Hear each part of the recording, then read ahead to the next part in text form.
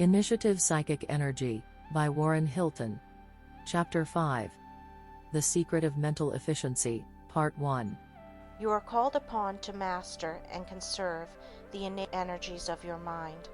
This means you must 1. Find out where these energies are stored, and 2. Learn the conditions that determine their activity. All past experiences are conserved within us in the form of complexes.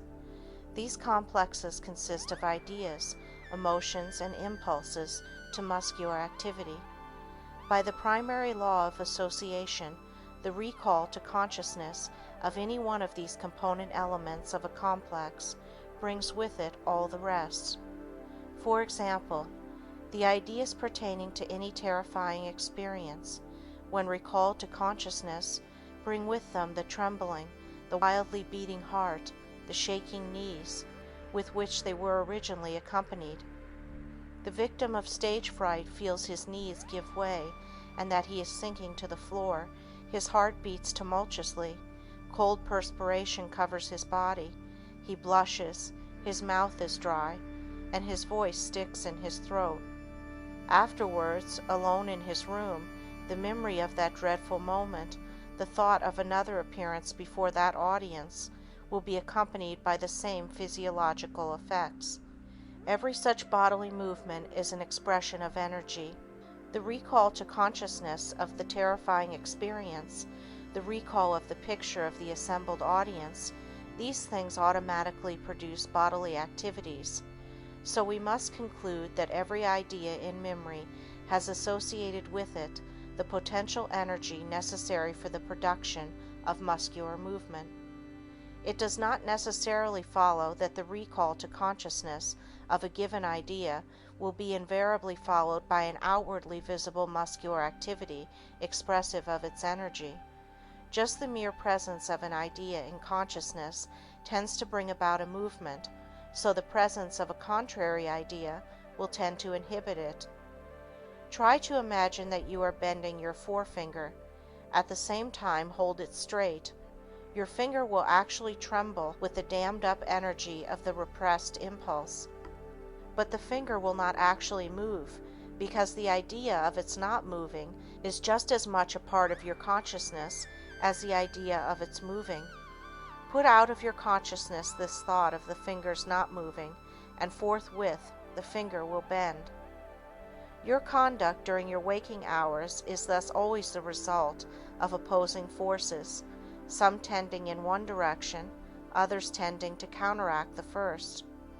Thus there comes about a great waste of mental power and an appalling loss of individual efficiency. In the language of sport, you are suffering from a lack of mental teamwork. The effect is the same as if the members of a football team, instead of combining their forces against the opposing side, should spend their time in restraining one another.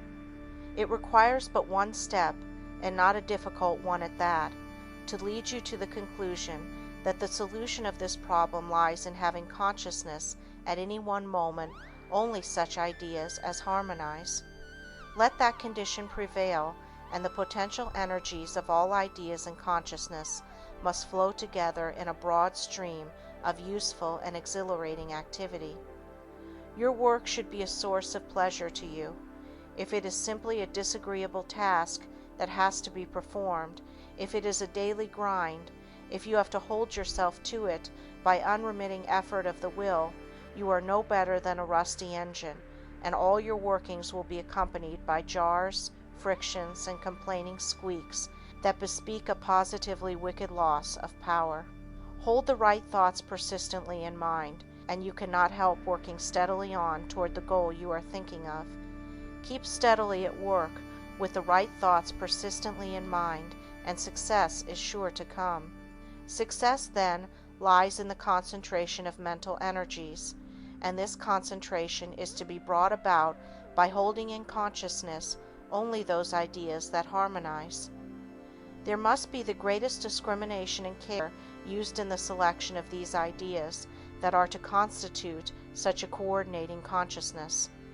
There must be a re-imaging or imagination, in a literal and practical sense, of those ideas only that carry with them impulses to motion in the same general direction. Thank you for watching this video. Let me know in the comments if you liked it. Remember to subscribe, like and share it to your friends. See you on the next video.